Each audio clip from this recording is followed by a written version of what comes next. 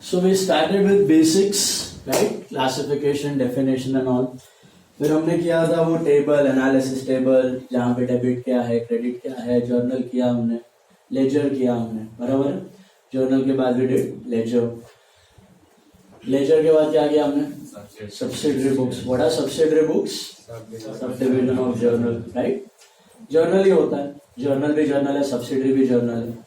There are only two books of accounts. What are the two books of accounts? Journal and ledger. So we did journal, we did subsidiary, that was again journal. And we did ledger also. उसके बाद subsidiary के बाद we did cash book. What was cash book? Again a subsidiary book. Again a journal.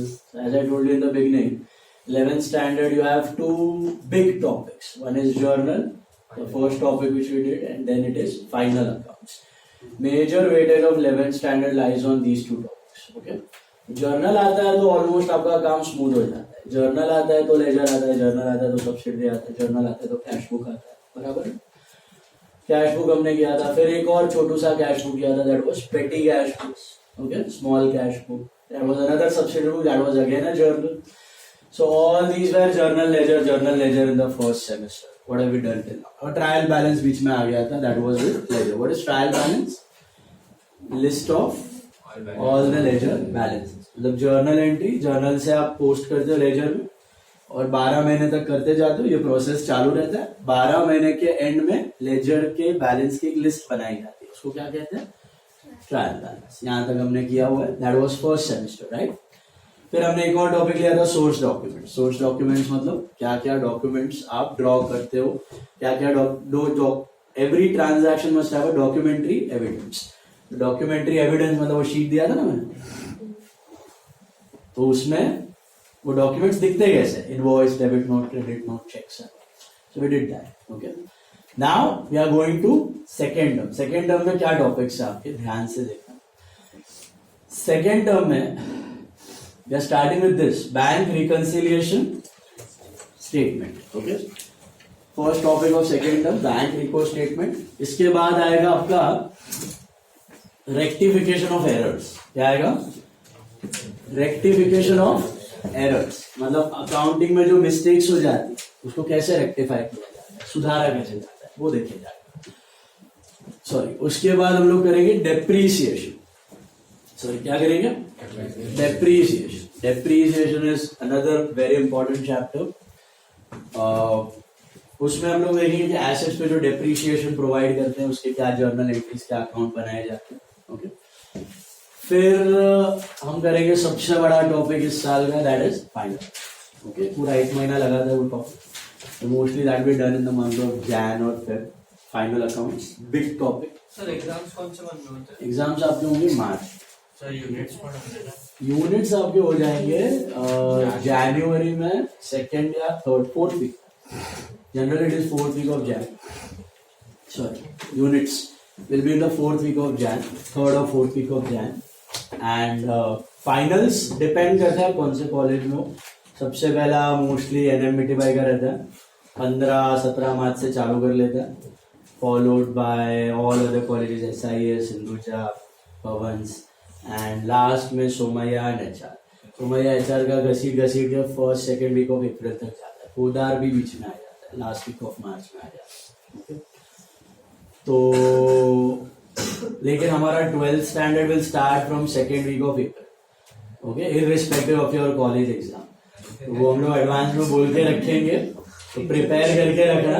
वो खाली वाइडा ही HR में रहता है थोड़ा सा और सोमैया में रहता है, तो प्रिपेयर करके रखना. आपके पेपर इतना डिफिकल्ट नहीं होता, तो प्रिपेयर करके रखना. क्लासेस स्टार्ट होने वाले हैं. ओके, तो वो तो बात की बात है. So 4 topics what I told you, BRS करेंगे, रेक्टिफिकेशन करेंगे, डेप्रीसिएशन, फाइनल अकाउंट, और एक छोटा सा टॉपिक पीछे आता है single entry system. That's a very small topic, 3-4 lecture topic. Single entry हम कौन सी सिस्टम फॉलो करते हैं? Double entry. Every transaction has got 2 aspects, debit and credit. This transaction is a 2-way process. Transaction is a 2-way process, right? So one part is debit and one part is credit. लेकिन single entry system मतलब कच्चा system. जो लोग double entry follow नहीं करते उसको बोला जाता है सिंगल एंट्री. तो सिंगल एंट्री सिस्टम में जिन लोगों को अकाउंट्स नहीं आता, कच्चा कुच्चा अकाउंट्स बना के दे दिया, उससे उनका प्रॉफिट कैसे ढूंढा जाए, वो हम लोग करते हैं सिंगल एंट्री सिस्टम में, ठीक है। That is your last 5th topic of this section, okay. 5 main topic और सारे के सारे टॉपिक सीए में, तो ये टॉपिक्स मजबूत रीत से करोगे तो सीए का काम आपका ऑटोमेटिकली, अगर प्लानिंग है करने का तो आसान हो जाएगा। CA foundation, okay. All these topics are there in CA foundation. पूरा 11th स्टैंडर्ड है सीए फाउंडेशन में, लेकिन जो पहले सेमेस्टर के हमने टॉपिक्स किए हैं टिल कैश बुक, उसका वेटेज सिर्फ 5 मार्क्स है, और जो सेकेंड सेमेस्टर के टॉपिक्स है उसका वेटेज कम से कम 30 मार्क है, 30 से 35 मार्क है, ओके। तो पूरा 11th स्टैंडर्ड मिला के 41 मार्क जितना वेटेज आपका सीए में हो जाता है फाउंडेशन में। सेकेंड सेमेस्टर के topics are far more important if you are planning to do CA, okay.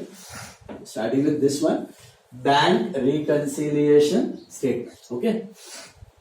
Now what is a bank reconciliation statement? इसके लिए आपको थोड़ा आइडिया होना चाहिए कैश बुक का, ठीक है। You should have some basic idea of cash book and some basic idea of a passbook.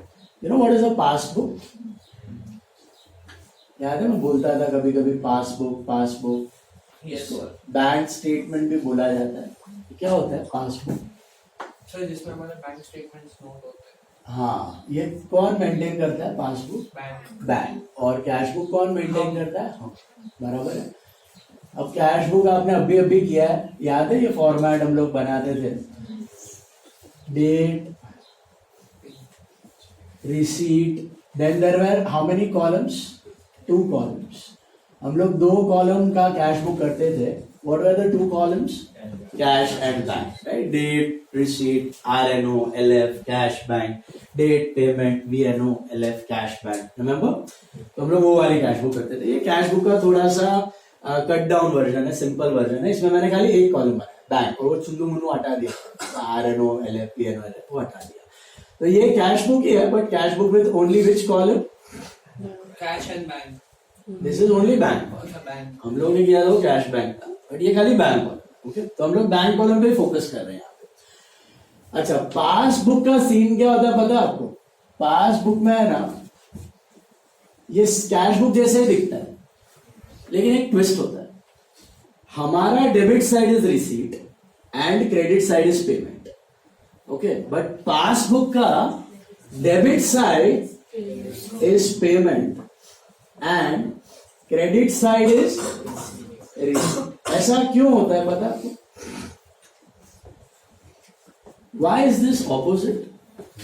हमारा डेबिट रिसीट, हमारा तो डेबिट रिसीट होता है, पैसा आया, debit what comes in, debit the receipt गया, तो credit what goes out, credit the giver. Why does passbook do the other way around? Debit क्यों पेमेंट और क्रेडिट क्यों रिसीट? बैंक के पॉइंट ऑफ व्यू से बनता है। पासबुक किसके पॉइंट ऑफ व्यू से बनता है? बैंक। मैंने पता वो किया था काले गोरे, काले के बुक में गोरे का अकाउंट, गोरे के बुक में काले का अकाउंट।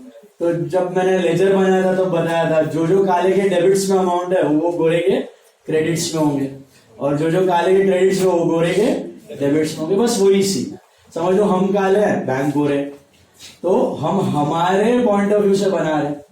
तो हम पैसा लेंगे तो हम क्या बोलेंगे? Debit the receiver, bank is the receiver, या बैंक एसेट बढ़ा, डेबिट द रिसीवर। वो बैंक क्या सोचेगा कि इस कस्टमर ने मेरे को पैसा दिया। हम क्या सोचेंगे? हमारा पैसा बैंक ने लिया, तो बैंक हमारा रिसीवर होगा। बैंक क्या सोचेगा कि ये कस्टमर हमारा गिवर होगा। तो हम जब जब बैंक को डेबिट करेंगे, बैंक हमारा अकाउंट क्रेडिट करेगा। हम जब जब बैंक को क्रेडिट करेंगे, मतलब क्रेडिट द गिवर, हम चेक देते हैं किसी को तो क्रेडिट द गिवर, तो बैंक हमारा अकाउंट क्या करता है? डेबिट। क्योंकि बैंक क्या सोचता है? ये कस्टमर मेरे से पैसा लेके गया। समझ रहे हो? हमने सोचा बैंक ने दिया पैसा तो क्रेडिट द गिवर, और बैंक के पॉइंट ऑफ व्यू से देखोगे तो क्या बोलेगा? ये कस्टमर पैसा लेके गया, तो डेबिट द रिसीवर। तो बेसिकली दिस इज अपना बुक में बैंक का account. You know cash book is a journal as well as ledger. So ये कैश बुक क्या है? In our books this is bank account. And what is passbook? Passbook is nothing but bank के books में हमारा account, हमारे book में bank का account, और पासबुक क्या है? बैंक के बुक्स में हमारा अकाउंट, काले के बुक में गोरे का अकाउंट, गोरे के बुक में काले का अकाउंट। इसलिए जो जो हम डेबिट करेंगे बैंक क्रेडिट करेगा, और जो जो हम क्रेडिट करेंगे बैंक डेबिट। लेकिन इससे ट्रांजैक्शन को फर्क नहीं पड़ता है, वही ट्रांजैक्शन है, सेम ट्रांजैक्शन है, हम दोनों रिकॉर्ड करते हैं। मतलब अभी काले ने गोरे को पैसा दिया तो काले के पास से कैश गया और गोरे के पास कैश आया, तो ट्रांजैक्शन सेम ही है, खाली पॉइंट ऑफ व्यू अलग। इसके लिए डेबिट क्रेडिट ऑपोजिट। तो ऐसे मत समझना कि हमने चेक रिसीव किया तो बैंक ने चेक पे कर दिया, ऐसा नहीं है। चेक रिसीव ही हो रहा है, खाली हम हमारे पॉइंट ऑफ व्यू से कर रहे हैं, बैंक उसके पॉइंट ऑफ व्यू से कर रहा है। Transaction is the same transaction. Is it clear? तो सीक्वेंस ये समझ में आ रहा है, कैश बुक कैसे काम करता है, debit is receive, credit is payment. And passbook कैसे काम करता है, credit is receive and debit is payment. Credit is receive, debit is payment. Sorted यहां तक? आज घर पे जाके उठा के देख लेना कभी मॉम डैड का एक पासबुक, तो पता चल जाए जो जो क्रेडिट हुआ है वो पैसा आया है, और जो जो डेबिट हुआ है वो पैसा गया है। कैश बुक तो बिजनेसमैन बनाता है, पासबुक कौन बनाता है, बैंक बनाता है। ठीक है, अब पासबुक का एक और नाम होता है bank statement. Passbook has got one more name, that is bank statement. See practically a businessman opens which account in the bank, current account. And घर पे कौन सा अकाउंट चलता है आपका, सेविंग्स अकाउंट। तो सेविंग्स अकाउंट वालों को पासबुक मिलती है, सेविंग्स अकाउंट वालों को क्या मिलती है, पासबुक। पासबुक देखी होगी आपने, बुकलेट होती है, फिर अपडेट करवाने जाते हैं। करंट अकाउंट वालों को जनरली पासबुक नहीं मिलती है, दे get a bank statement, they get a bank statement. अगर किसी का होगा करंट अकाउंट तो आपने देखा होगा ऐसे ऐसे बड़े बड़े पेजेस में प्रिंट आउट निकल के देते हैं बैंक, वो पेजेस के फॉर्म में होता है, that is called as bank statement, that is called as bank. तो प्रैक्टिकली करंट अकाउंट होल्डर्स आजकल बैंक पासबुक भी इश्यू करते हैं, बट अदरवाइज बैंक स्टेटमेंट देते हैं। तो current account holder they get a bank statement and savings account holder they get a passbook. Okay, but हमारे theoretical point of view के लिए हम लोग दोनों सेम अज्यूम करेंगे। Will assume same, what will assume के अपना करंट अकाउंट के लिए भी we are going to get passbook, savings account के लिए भी we are going to get passbook. Passbook, bank statement both are interchangeable terms. ऐसा ओके, दिखता सेम ही है, बैंक स्टेटमेंट बोलोगे पासबुक बोलो, it looks the same, debit credit same. Okay, so we maintain which book to record all the bank transactions? Cash book. And bank maintains which book? तो जो जो transactions हम लोग cash book में करते हैं in bank, the same transactions are also recorded by the bank. क्योंकि हम जो कैश कॉलम में करते हैं क्या वो बैंक रिकॉर्ड करेगा? पक्का? समझो मेरे को अजय से कैश आया 5,000 रोकड़ा, मैं तो करेगा cash to Ajay, cash book के कैश कॉलम में डाल देगा, क्या बैंक को रिकॉर्ड करेगा? क्यों? बैंक को कैश ट्रांजैक्शन से कोई लेना देना नहीं है, इसलिए कैश ट्रांजैक्शन को क्या बोलते हैं? बगड़ा, 2 नंबर। 2 नंबर क्यों? क्योंकि हम ही रिकॉर्ड कर रहे हैं, और हम रिकॉर्ड ना भी करें तो किसी को पता नहीं चलेगा, तो टैक्स की बचत हो जाएगी, क्योंकि वो दिखेगा ही नहीं पैसा किसी को। बैंक में चला गया तो पासबुक में आ गया, पासबुक में आ गया तो प्रिंटेड रिकॉर्ड है, अभी आप पकड़े गए, अभी आप बच नहीं सकते। तो कैश ट्रांजैक्शंस इसीलिए बताना चाहिए आइडियली बिजनेसमैन को, रिकॉर्ड करके बुक्स में, आईटी रिटर्न्स में बताना चाहिए, बट पब्लिक ऐसा दिखाता नहीं है अनफॉर्चुनेटली। ओके, दिखाना चाहिए आपको, this is for educational point of view, I am not teaching any fraud और समथिंग। ओके, लूट के बोलेगा विशाल सर ने सिखाया, तो I discuss about that letter. So बोलने का मतलब whatever entries we record in the bank column are also recorded by the bank।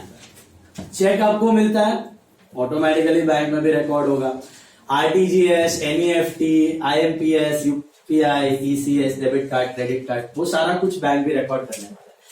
लेकिन कैश कॉलम का कोई भी चीज बैंक रिकॉर्ड करेगा कि नहीं? पक्का नहीं करेगा। इसलिए काफी टाइम आपने देखा होगा, आप कुछ खरीदने जाते हो, मोबाइल खरीदने जाते हो, तो आपको पूछता है कैश में चाहिए कि व्हाइट में चाहिए, चेक में चाहिए, तो कैश में लेते तो कभी कभी सस्ता पड़ जाता है क्योंकि वो बिना बिल के बना के देता है। तो जो जीएसटी वीएसटी कॉम्पोनेंट है वो दिखाता नहीं है, मतलब वो ट्रांजैक्शन वो बंदा रिकॉर्ड ही नहीं कर रहा है अपने बुक में, सीधा सीधा माल उठा के आपको दे रहा है और आपसे कैश ले रहा है, ऐसा। तो इसके लिए कैश वाली चीजें आपको कभी कभी सस्ती में मिल जाती है। हमने देखा होगा, ये तो पता होगा आपको शायद, कैश में कि व्हाइट में दे रहे हो तो थोड़ा चार्जेस वगैरह एक्स्ट्रा लगता है, कभी टैक्स एक्स्ट्रा लगता है, कभी क्रेडिट कार्ड डेबिट कार्ड का चार्जेस एक्स्ट्रा लगता है, पेमेंट पोर्टल का। तो ये सब कैश में होता नहीं, ओके। बट अभी उसमें भी लूप होल सब ब्लॉक कर लिया है गवर्नमेंट ने। Cash transactions are becoming difficult day by day, okay. Cheques and UPI and bank transactions are increasing now. So every transaction, what we can conclude, every transaction that a businessman records in the bank column of cash book is also recorded by the bank in which book?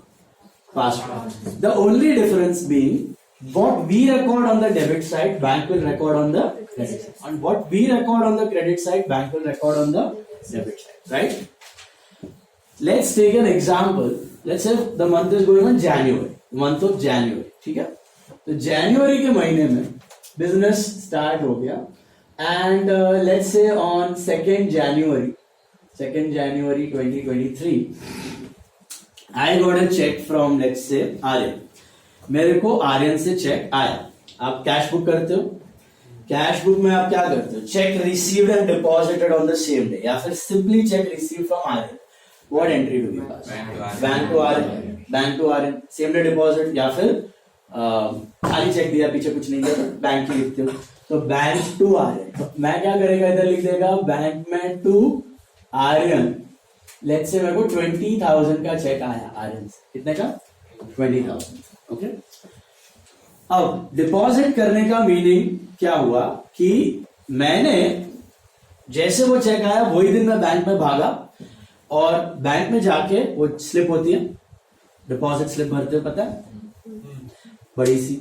तो deposit slip भरी, check attach किया, दे दिया, थप्पा मारा और 488 file वो जो counter file है वो मैंने ले लिया, ठीक है, डिपॉजिट कर दिया। अब सोच के बताओ क्या सेम डे पासबुक में रिफ्लेक्ट हो जाएगा? हाँ, नहीं, जैसे डिपॉजिट होगा अकाउंट में तभी होगा वो। डिपॉजिट तो मैंने आज ही कर दिया, बट थोड़ी पैसा अकाउंट में पहुंच गया है। नहीं पहुंचा, नहीं पहुंचा, टाइम लगेगा। क्यों? सेम डे नहीं हो सकता? क्योंकि बैंक काम इंडिया से करते हैं। उसके वजह से नहीं, there is a process.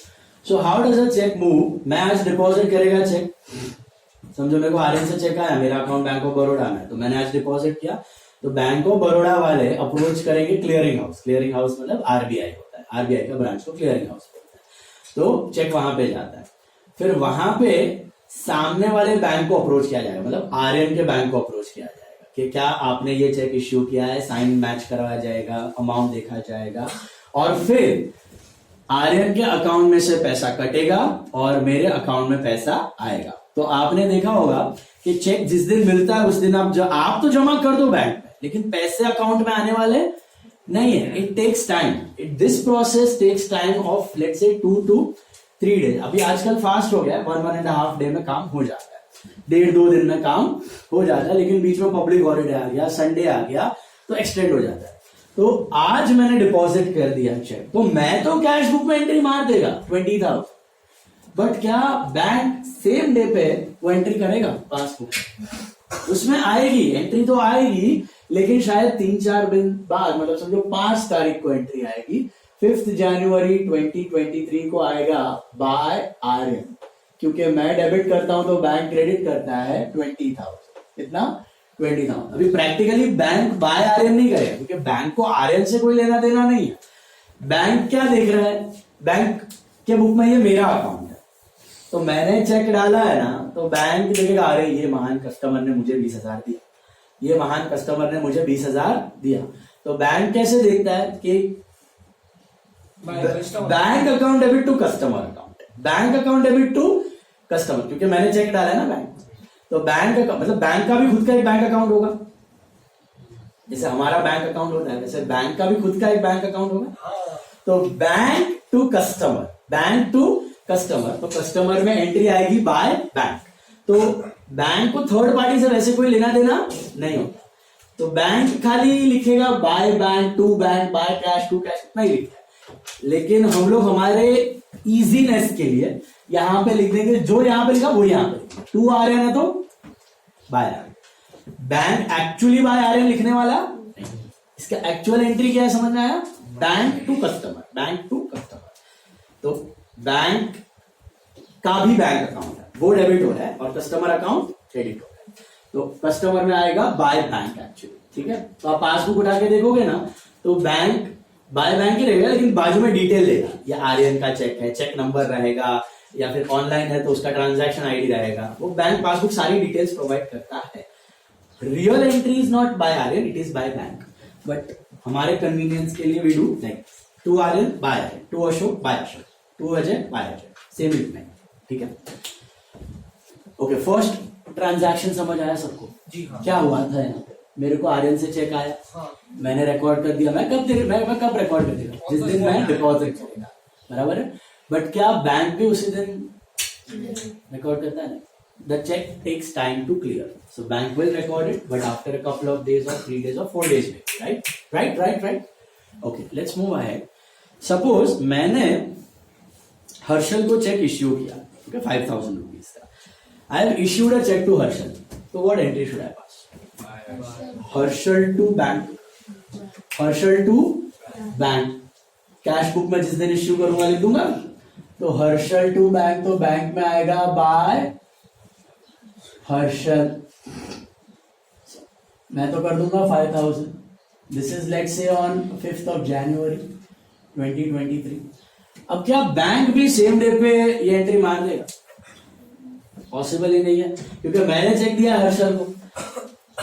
Harshal अगर सेम डे सारा डिपॉजिट हो भी जाए, वो चेक सेम डे वो चेक डिपॉजिट हो भी जाए, तो भी 7, 8, 9 तारीख को ही आएगी एंट्री। लेकिन हर्षल निकला आलसी, हर्षल निकला आलसी, चला गया गोवा हॉलीडे मनाने के लिए।